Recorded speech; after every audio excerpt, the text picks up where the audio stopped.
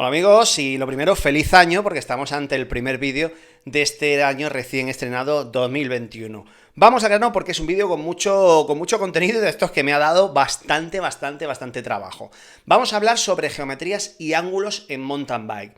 Y antes de nada quiero decir que esto también va en función del interés de cada uno. Yo entiendo perfectamente a la gente que lo que quiere es montar en bici y esta terminología y estos temas tan técnicos se le quedan grandes. Los entiendo perfectamente, yo antes era así. A mí me cambió el chip la primera vez que probé una Orbea OIF. Porque fue un gran cambio. Yo noté mucho cambio de una bici a otra. Yo dije, ostras, lo que ha cambiado esto, cómo se comporta diferente. Y yo me sentía diferente. Yo siempre prefiero funcionar por sensaciones, pero fue cuando me puse a investigar. Pero de verdad, a mí el cambio me ha venido cuando he empezado a hacer recorridos técnicos y cuando me he pasado, concretamente en mi caso, a la Turbolevo, pero en general a lo que es el Enduro Light. Yo le llamo Enduro Light porque en el Enduro Light, en terrenos muy técnicos, es cuanto más se nota un grado aquí, un milímetro allí, 5 milímetros en un lado de altura o más o menos altos, se notan un montón, X potencias, se notan un montón este tipo de cosas, y es cuando me he puesto a investigar. Entonces este vídeo pretende ser una guía sencilla, sobre todo muy sencilla, no voy a ir a excepciones, sino que al revés, voy a ir a extremos, de cada aspecto daré los dos extremos a los que afecta, y ya ahí cada uno sacará sus propias conclusiones, porque lo que me interesa como siempre es que vosotros aprendáis a pensar, no darlo todo mascadito, porque además es que en la bici cada vez tengo más claro, y me gusta mucho decirlo, que no hay tantos absolutos, sino que son muchos relativos, y en función de la capacidad de conducción de cada uno, de la forma de pilotar de cada uno, hay cosas que te vienen mejor y hay cosas que te vienen mejor, pero no hay, y esto me interesa mucho más remarcarlo, no hay, por lo que yo estoy viendo, bicis mejores y bicis peores. Hay opciones, y en función de las opciones que hay, cada uno elige la que es mejor. Y además, todas estas opciones, y lo vamos a ir comentando durante el vídeo, son vivas. Algunas se pueden modificar, y es más, recomiendo encarecidamente personalizar las bicis para cada uno, ¿ok? Vamos al lío. Primera cosa a tener en cuenta, ¿qué es la geometría de una bici? La geometría de una bici es básicamente las longitudes de los tubos que conforman el cuadro y los ángulos que se establecen en esos tubos respecto a cosas como la horquilla, por poner un ejemplo concreto, o la potencia, por poner otro ejemplo concreto. Eso es básicamente, en esencia, una geometría. Por eso, algo que tú cuando te montas en una bici y dices, ostras, no me siento bien, si te pones tranquilamente, sabiendo lo que es cada cosa, a mirar los ángulos y a mirar el porqué de cada cosa que tiene la bici, verás qué es lo que te viene mal, qué es lo que pretendo que aprendáis con este vídeo, para que luego a la hora de montarse encima de una bici sepáis qué es lo que puede tener que os viene bien y qué es lo que os puede perjudicar, insisto como he dicho al principio, dependiendo de vuestra forma de pilotaje. Pero en esencia, una geometría de una bici es eso, nada más que la longitud de los tubos con los ángulos que forman. Dos consideraciones a tener en cuenta a la hora de elegir una bici, en torno a la geometría, por supuesto. Lo primero, la geometría afecta directamente a la talla, y si tenéis que elegir, yo recomiendo elegir una bici en función de su geometría mucho antes que sus componentes. ¿Por qué? Porque los componentes siempre se pueden cambiar, siempre se pueden mejorar o adaptar, y la geometría no siempre y no todos los aspectos de la misma se pueden adaptar a uno mismo, con lo cual es interesante que tengáis esto claro, priorizar geometría sobre componentes. El segundo es que las geometrías también afectan a las tallas, por eso hay bicis que en una misma talla, pasando de una marca a otra, tú notas que no te va bien como te iba la de la marca anterior, porque la geometría hace que cambien las tallas. Entonces es muy importante mirar esto. Por eso cuando me preguntáis, ¿qué talla me viene bien? Chico, no te conozco, y además depende de la marca, te puede venir bien o una talla u otra. De ahí la importancia de estos dos factores, ¿ok? Por ejemplo, una bici XC, que son las que más se venden en España, tiende a tener ángulos más abiertos, que hacen que la bici sea más estable, pero un poquito menos eficiente en terreno técnico. Las bicis de enduro o descenso tienen ángulos mucho más cerrados para favorecer, pues sobre todo para lo que están diseñadas, que es para bajar, y las hacen un poquito más torpes en subidas. De ahí que sea muy interesante el concepto de bikes en este tipo de modalidades, porque han hecho que los problemas que pudieran tener este tipo de bicis en subidas técnicas se difuminen por la potencia de tracción que te aporta el motor, aunque también tienen mucho que ver las geometrías, y ahora poco a poco lo vais a ver, ¿vale? Entramos ya directamente en el tema de ángulos, sobre todo con los dos primeros. Los dos principales ángulos en lo que se trata de la geometría del cuadro de una mountain bike son el ángulo de dirección y el ángulo del tubo del sillín. No os preocupéis porque esto lo vamos a ver ahora gráficamente. El ángulo de dirección es el ángulo formado entre la línea del suelo y el tubo de dirección, que sería más o menos la horquilla, para que os hagáis una idea. Ahora vamos a ver gráficamente cómo digo. Y el tubo del sillín, el ángulo del tubo del sillín, sería la prolongación hasta el suelo del ángulo que hace el mencionado tubo del sillín. Fácil de entender, pero ahora gráficamente lo vamos a ver mejor. Me he currado un Photoshop con este tipo de cosas para que la veáis gráficamente, que siempre es mucho más sencillo visualizarlo. En la elección de la Epic como bici modelo para este vídeo no es casual, y luego al final del vídeo os explicaré por qué. Os va a molar el concepto de por qué he elegido concretamente esta bici, aunque tenía 3 candidatas, pero he elegido finalmente la Epic. Vamos a poner unos ejes para que os hagáis una idea. Aquí he puesto el eje del suelo, que está lógicamente a 0 grados, y un eje vertical a 90 grados para que entendáis mejor los ángulos. Y vamos a añadir el ángulo de dirección, que sería este, el formado por la prolongación de la horquilla y la pipa. Este sería el ángulo de dirección, y el ángulo de sillín, que es, pues como decía, la prolongación del tubo hasta el suelo, es lo que forma el ángulo de dirección y ángulo del tubo del sillín, que son los dos ángulos principales para tener un cuadro, para basarnos en la geometría de un cuadro, aparte de los factores que vamos a decir ahora. Para que os hagáis una idea, un ángulo en torno a 70 grados del tubo de dirección, un ángulo de dirección de 70 grados, hace que la bici sea mucho más estable, pero un poquito más incontrolable a la hora de bajar, más torpe a la hora de bajar. Un ángulo de dirección más cerrado, en torno a los 66 grados, que suele ser lo habitual ya en bicis de enduro, 64, 66 grados entre esas dos cantidades, hace que la bici sea muy buena bajadora, pero menos eficiente a la hora de pedalear en llano o en subida. ¿A qué es fácil de entender?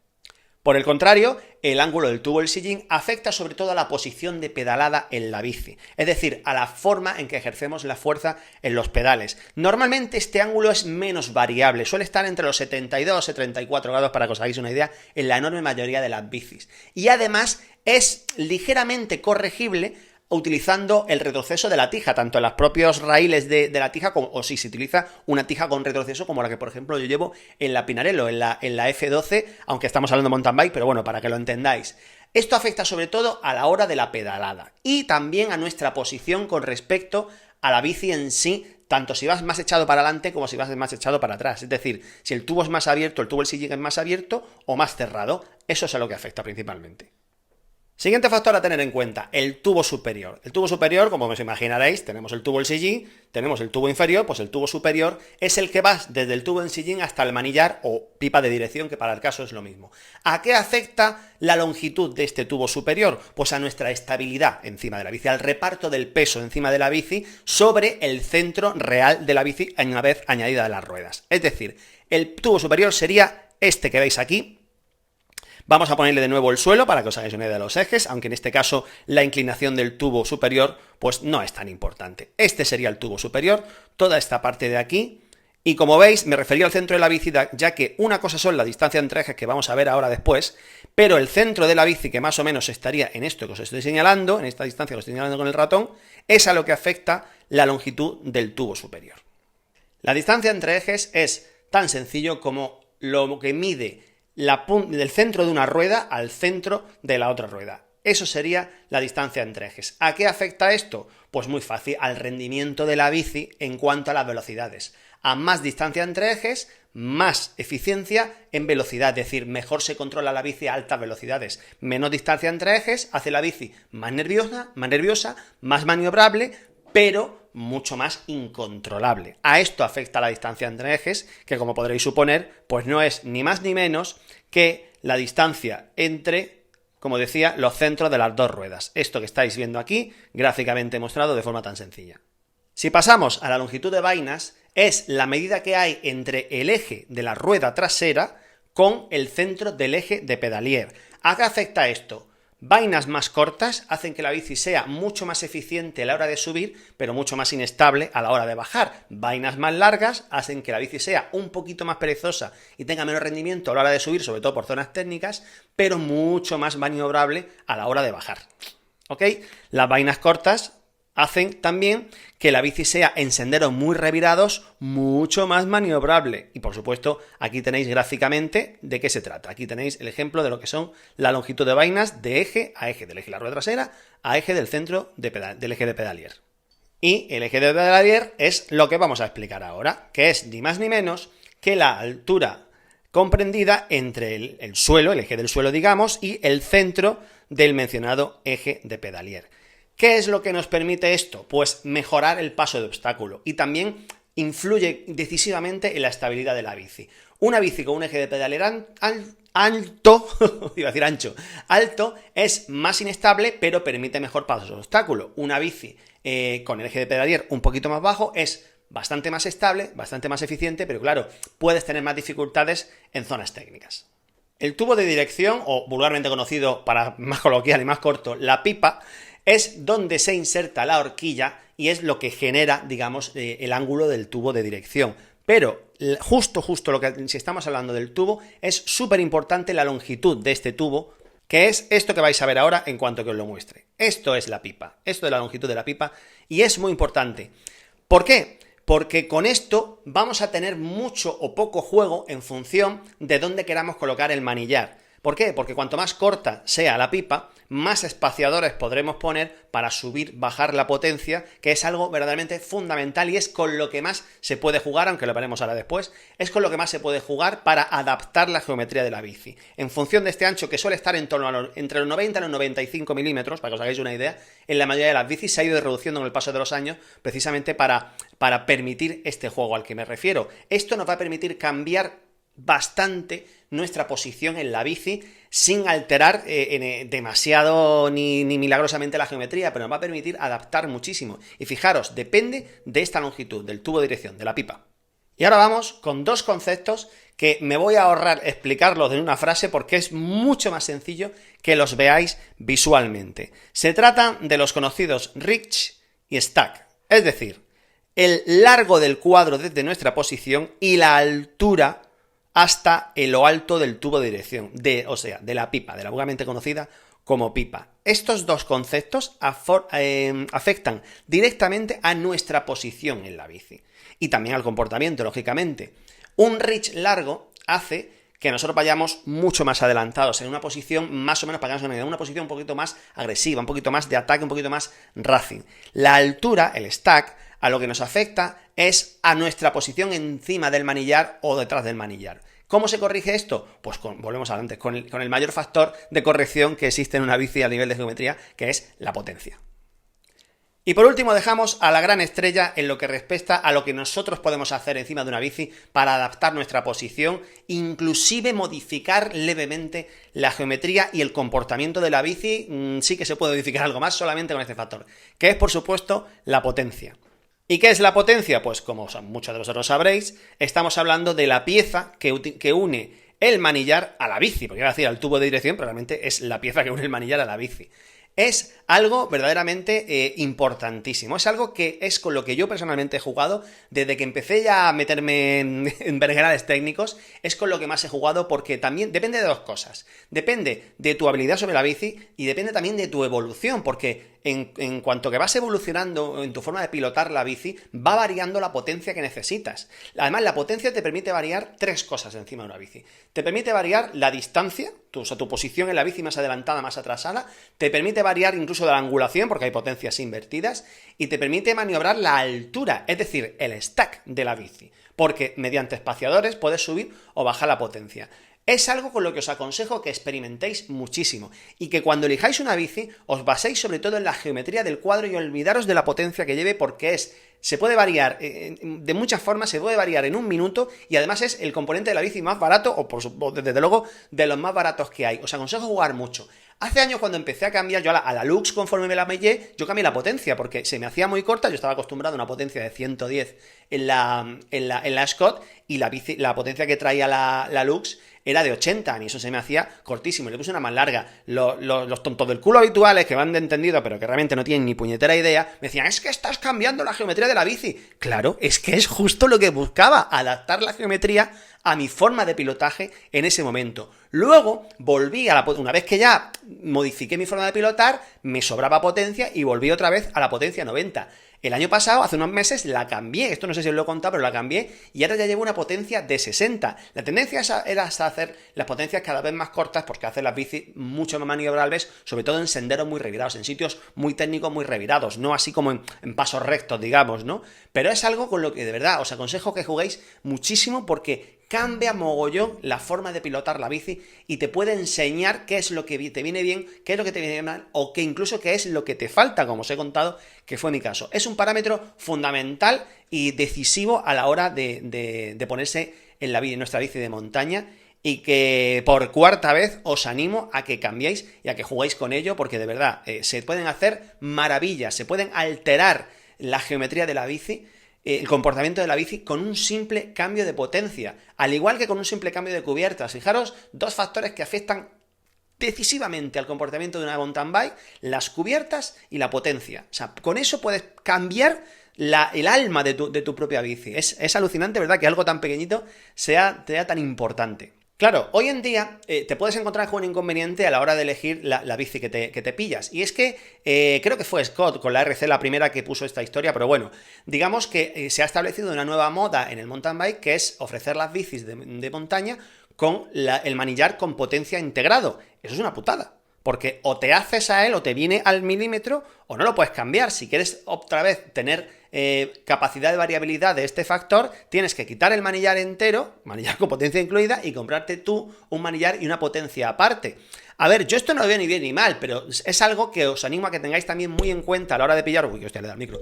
A la hora de pillaros vuestra bici, porque si no os viene perfecto el manillar y potencia integrados, va a ser una putada. Yo con la Pinarello estudié muchísimo el manillar MOS que me compré, la de carretera en este caso, pero bueno, el concepto es el mismo, porque no estaba seguro de si me iba a venir o no. Así que tras medir la geometría de la bici, la geometría del cuadro, llegué a la conclusión que ese ancho, ese largo de manillar a mí me vendría bien. Efectivamente acerté, pero me la jugué un poco, porque hasta que no estás encima de la bici nunca sabes exactamente cómo te vas a encontrar. Así que cuidado con esto, porque os puede obligar, una vez tengáis la bici comprada, a hacer un desembolso extra, que no es muy grande, porque como digo, a potencia, manillar ya depende, ¿no? Pero manillar y potencia posiblemente no son los gastos más grandes, pero bueno, es un gasto extra que, si es un factor que tenéis en cuenta desde el primer momento, pues posiblemente os lo podáis ahorrar.